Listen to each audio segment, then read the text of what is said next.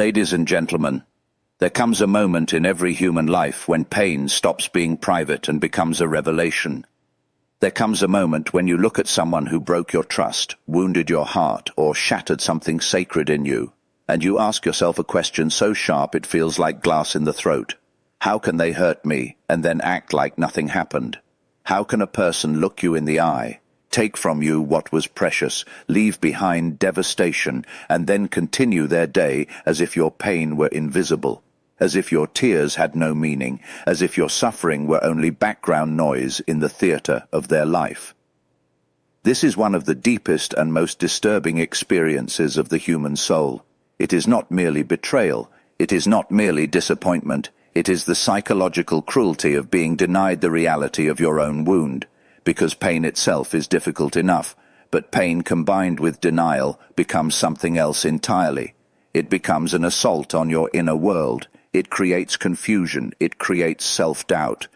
It makes you wonder whether what you felt was real, whether what happened was as serious as it seemed, whether perhaps you are too sensitive, too emotional, too attached, too dramatic. And that, ladies and gentlemen, is where the danger begins. Because when another person wounds you and then behaves as though nothing happened, they do not only injure your heart, they attempt to alter your perception of reality. Now listen carefully, because this is where the truth begins to reveal itself. People do not always behave this way because they are strong. Very often they behave this way because they are weak. Their calm is not always peace. Their indifference is not always maturity. Their composure is not always wisdom. Sometimes it is simply the mask of a personality that cannot endure the sight of its own damage. They have done something wrong, but instead of entering the painful chamber of responsibility, they escape into denial. They act normal because pretending is easier than confessing. They smile because guilt would disturb their image. They move on because they are not capable of confronting the wreckage they created. A human being can survive many things, but one of the hardest things to survive is the collapse of the image they have built of themselves. Most people do not want truth. They want comfort. They want to remain in the warmth of their self-concept. They want to believe that they are good, harmless, reasonable, justified. So when they hurt you, they split themselves from the meaning of their own actions. They say consciously or unconsciously, "That was not really me," or "It was not that serious," or "You are exaggerating," or "I had my reasons." And behind all these phrases is a single desperate effort to avoid meeting the shadow. The shadow is everything the human being refuses to see in himself. It is the cruelty we deny, the envy we hide, the selfishness we excuse, the hunger for control we dress up as concern, the cowardice we rename as caution, the emotional poverty we disguise as strength. And when someone hurts you and acts like nothing happened, there is often a shadow working beneath the surface.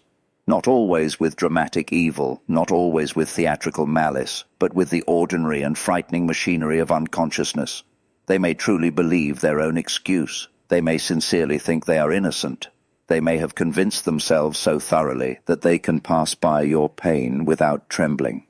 But understand this: the absence of visible remorse does not mean the absence of inner conflict. Human beings are complicated. A person can wound you and then sleep at night, not because the wound was small, but because they have built enough inner walls to keep themselves from hearing the cries of their conscience. Another person can hurt you and appear cheerful because they have numbed themselves so completely that feeling has become foreign. Another can act as if nothing happened because they depend on your silence to preserve their own stability, and another may simply be too immature to understand the depth of what they have done. This is why you must not measure truth by the performance of the one who harmed you. Do not measure reality by their smile. Do not measure the seriousness of the wound by their convenience. A wound is not less real because the person who caused it refuses to look at it. Fire does not become less hot because the arsonist pretends to be innocent. The broken bone does not become less broken because the one who struck you walks away calmly. In the deepest sense, your suffering remains real even when nobody applauds it, even when nobody validates it, even when the other person continues their life with the shameless grace of a liar. And here is the painful part that most people do not want to hear. Sometimes the person who hurt you is not thinking about you at all. That truth can be colder than hatred, because hatred still proves that you matter. But being forgotten by someone who wounded you can feel like a second death. They move forward, you say, and you remain stuck in the aftershock. They are chatting, working, laughing, posting, eating, sleeping, while you are replaying every detail of the moment your trust collapsed. You ask yourself whether they remember. You ask yourself whether they care. You ask yourself whether your pain ever reached them. And the answer is often not simple. Sometimes they remember and do not care. Sometimes they remember and cannot bear caring. Sometimes they remember only in fragments because they have buried the event beneath noise, distraction, and rationalization. Sometimes they are less free than they appear, chained by their own inability to face what they have become. When a person acts as if nothing happened, what they are often really saying is, "I cannot survive the moral weight of this event, so I will reduce it until it becomes tolerable." That is the mechanism of psychological survival for many wounded personalities. They shrink reality to protect themselves from shame. They minimize their actions to avoid collapse. They use the dulling power of habit to anesthetize the conscience. They do not rise above the damage, they cover it. They do not transform the wound, they bury it, and what is buried does not disappear. It returns later in disguise, in repetition, in projection, in the same cruelty passed on to another soul. This is why human beings so often repeat the patterns that hurt them. The unexamined wound becomes a destiny. The unacknowledged shadow becomes a tyrant. The person who cannot face what they have done to you often cannot face what was done to them either. So the pain travels through generations, through relationships, through families, through friendships, through marriages, through workplaces, through entire cultures. What begins as a private avoidance becomes a social disease. But today I want to speak not only about them, I want to speak about you. Because there is another trap here, and it is just as dangerous. When someone hurts you and acts like nothing happened, you may begin to doubt your own perception. You may start asking, was it really that bad? Am I overreacting? Should I just forgive and forget? Should I stay quiet to keep the peace? Should I pretend it never happened so I do not lose them? Many noble people have destroyed themselves with that question. Many sensitive souls have betrayed their own reality because they were taught that peace matters more than truth. But peace built on self-abandonment is not peace. It is surrender. There is a stage in life when the soul must choose between comfort and consciousness. You cannot remain innocent forever. Once you have been wounded, the world changes. Not because the world itself has changed, but because you now see. You see the hidden motives. You see the masks. You see how easily people can separate their public face from their private intention. And that sight can either make you bitter or make you wise. It can either close your heart or deepen it. It can either turn you into a prisoner of suspicion or into a guardian of discernment. Do not confuse discernment with cynicism. Cynicism is wounded pride wearing armor. Discernment is truth with eyes open. Cynicism says, "No one can be trusted, so I will trust no one." Discernment says, "Not everyone deserves access to me, and I will no longer surrender my inner life to those who cannot honor it." Cynicism hardens the heart. Discernment strengthens it. Cynicism makes you suspicious of everything. Discernment helps you see clearly without poisoning your own soul.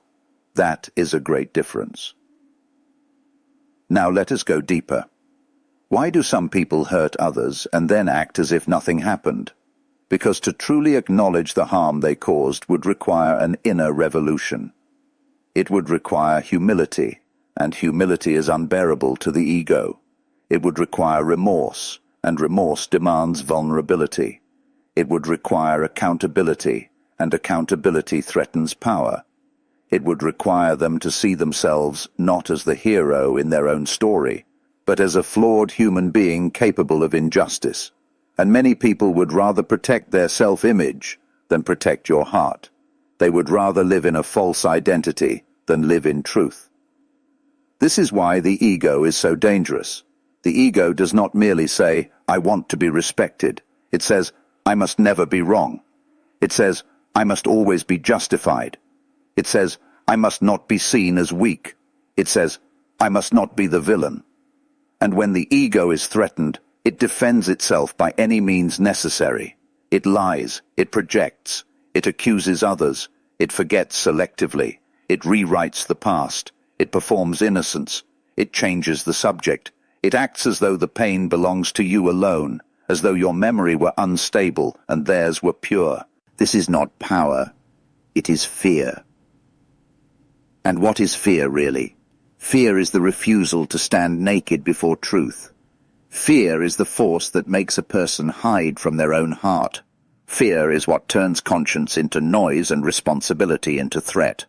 The person who can hurt you and then move on may appear emotionally detached, but often that detachment is purchased at a terrible price. They have cut themselves off from the human depth where remorse lives. They have chosen survival over truth. They have chosen image over soul. But you, the one who was hurt, have another possibility. Your pain can make you smaller, or it can make you more real. It can harden you into someone who demands that every wound be avenged, or it can mature you into someone who understands that not every battle must be fought in the same arena. You do not have to become like the person who damaged you. That is the secret challenge. The real victory is not in exposing them to the world, not always in winning the argument, not always in receiving the apology you deserved. Sometimes the deepest victory is to remain spiritually intact while others lose themselves in their own denial. There are people who will never give you the apology that would make the wound disappear. There are people who will never confess fully. There are people who will never say, "I was wrong, I hurt you, I see it now." And if you build your healing on their future honesty, you may wait forever. So you must learn to shift the center of gravity. Your healing cannot depend entirely on the conscience of another person. It must begin in your own consciousness. That does not mean you excuse them. It does not mean you pretend the wound did not matter. It means you stop handing them the keys to your inner life. It means you refuse to let their denial define your reality. It means you say, "What happened, happened. I know it. My body knows it. My heart knows it. My memory knows it. I do not need you to confirm my pain for it to be valid." This is not bitterness. This is liberation. And yet liberation is not instant. It is a process. At first there is anger, real anger. Not the theatrical anger of pride, but the sacred anger that says, "Something holy in me was violated." Then comes grief. Because beneath anger is sorrow, sorrow for the trust that was lost, sorrow for the innocence that was altered, sorrow for the version of yourself that expected kindness and received betrayal. Then comes disillusionment.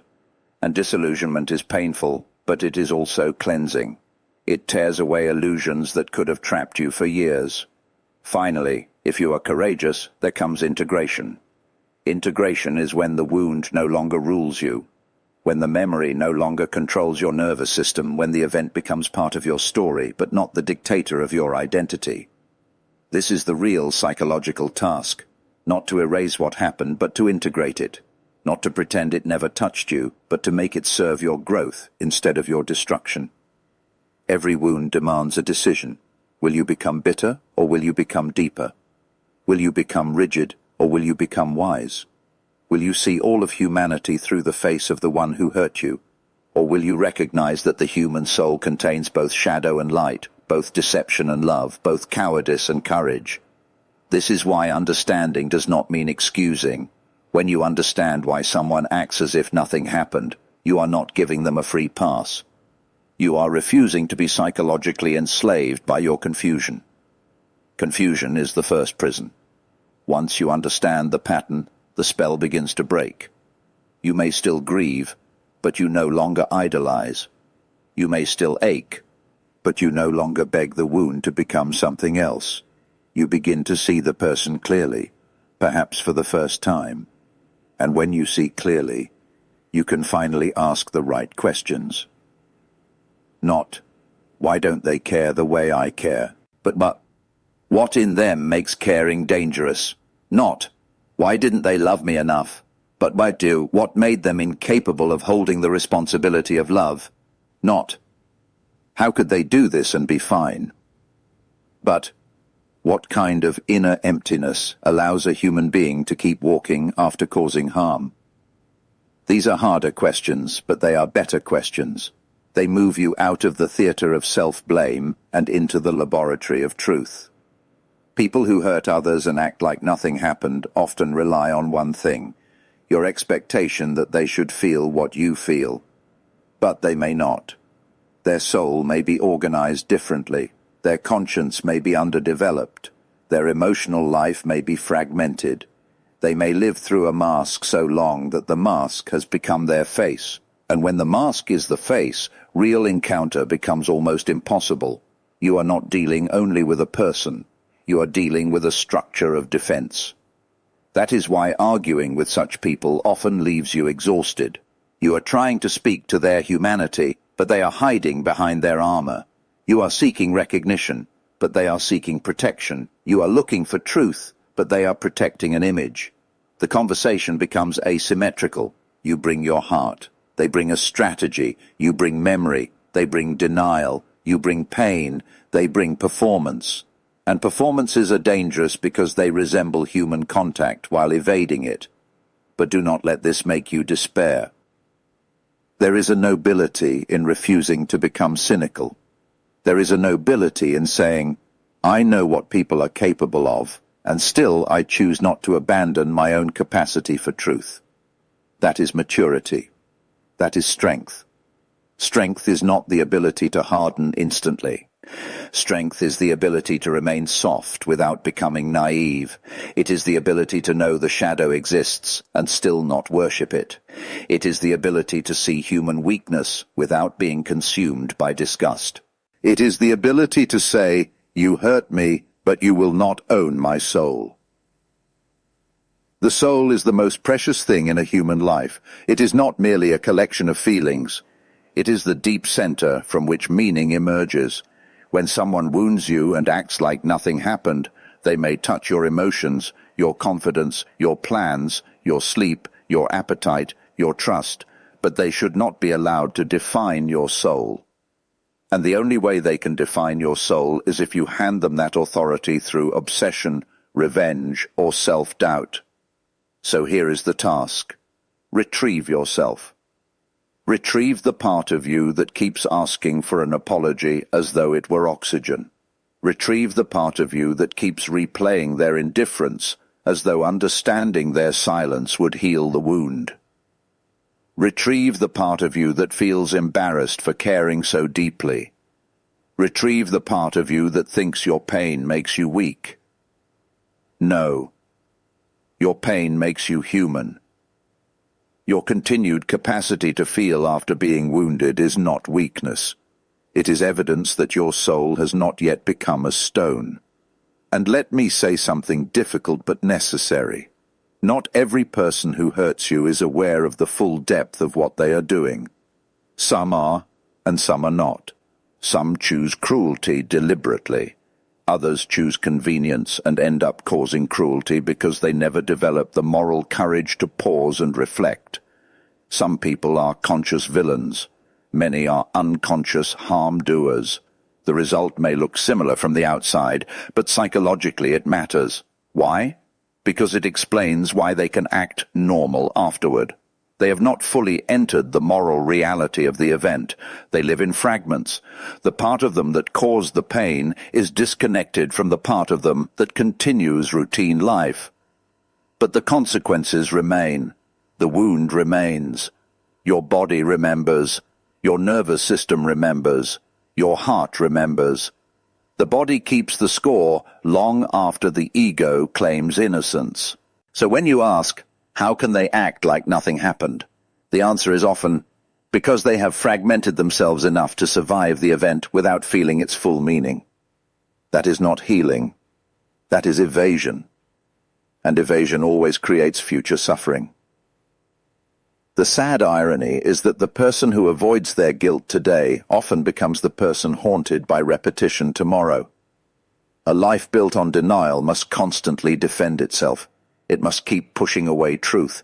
It must keep inventing justifications. It must keep rehearsing innocence. It must keep the lights on in the room where the shadow is locked away.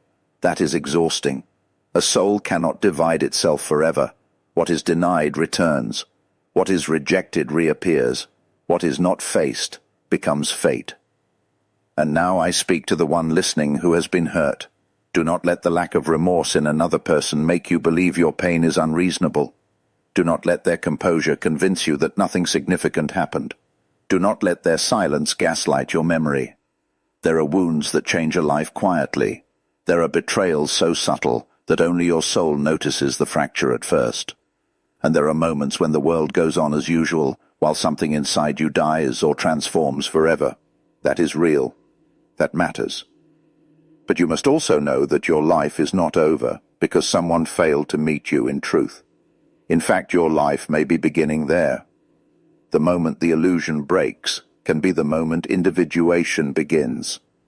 Individuation is the painful but sacred journey of becoming yourself, not the person others need, not the person your pain demands, not the person your fear invented, but the person who emerges when you stop lying to yourself. It is the path of seeing clearly, suffering honestly, and growing deliberately. And growth requires something that the wounded ego hates: restraint. Not every insult deserves your energy.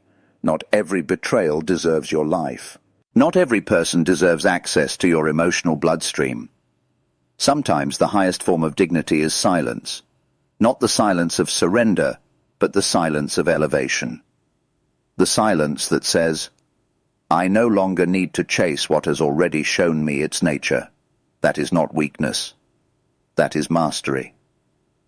Because once you see the pattern, the game changes. The one who hurt you may still act like nothing happened. Let them. They may continue performing their innocence. Let them. They may continue rewriting history. Let them.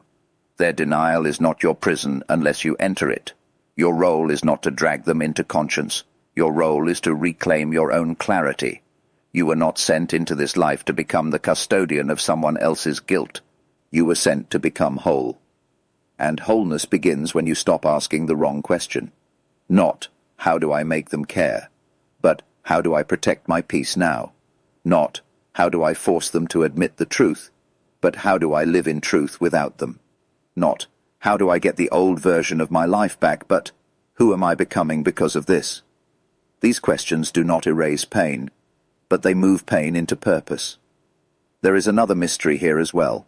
Sometimes what hurts us most is not the harm itself, but the indifference that follows it. A person can be cruel, and cruelty is terrible. But when cruelty is followed by casual normality, the mind struggles to process it. It feels as though the universe has violated its own moral law.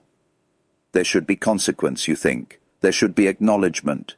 There should be a visible disturbance in reality, but often there is not. The person laughs, eats, sleeps, chats, and continues as though the relationship between cause and effect has been suspended. This disconnect can feel maddening. Yet remember, the absence of visible consequence is not proof of innocence. Some consequences are delayed. Some are internal. Some are invisible to the wounded person because they are unfolding in the hidden architecture of the other soul. And even if they never face that consequence in a way you can see, you still have the right to your own closure.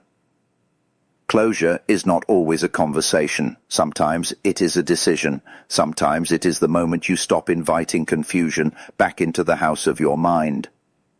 Do not wait for the person who wounded you to become the person who heals you. That is too much power to give to the source of your pain. Seek truth. Seek support. Seek reflection. Seek the company of those who do not make you doubt your humanity. But above all, seek the courage to stand with yourself when the world refuses to stand with you. There is dignity in that. There is freedom in that. There is a quiet, powerful restoration in that. And perhaps now you can see the real reason more clearly. They hurt you, and act like nothing happened, because to admit the damage would require them to confront the shadow, and many people would rather live divided than live honestly. They hurt you and act like nothing happened because their ego depends on denial, because their identity depends on innocence, because their stability depends on your silence. They hurt you and act like nothing happened, because they may be fleeing guilt, fleeing shame, fleeing responsibility, fleeing the terror of seeing themselves as they truly are. And sometimes they do it because they simply do not possess the inner depth required for remorse. But none of this changes your duty to yourself. Your duty is not to become a monument to the wound. Your duty is to become more conscious than the wound, more honest than the lie, more grounded than the confusion, more compassionate than the bitterness, more selective than the old desperation, more alive than the pain that tried to define you. So take the lesson, not the poison. Take the lesson that not every smile is safe. Take the lesson that people can be comfortable with what should disturb them. Take the lesson that your intuition is precious. Take the lesson that your heart deserves protection, not punishment. Take the lesson that forgiveness, if it ever comes, must never be forced before truth. Take the lesson that the soul is stronger than appearances. Take the lesson that what was done to you is not the final definition of who you are. You are not what happened to you. You are what you do with what happened to you.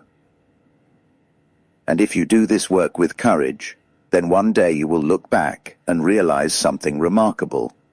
The wound that once demanded your entire attention has become a source of wisdom.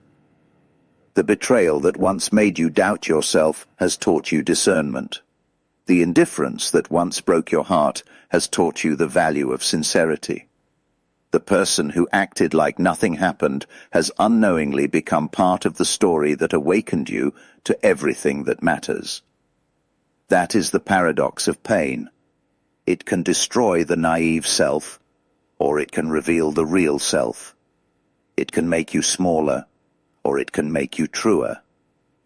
It can turn you into a bitter judge, or into a wise human being who knows the cost of denial and the value of consciousness.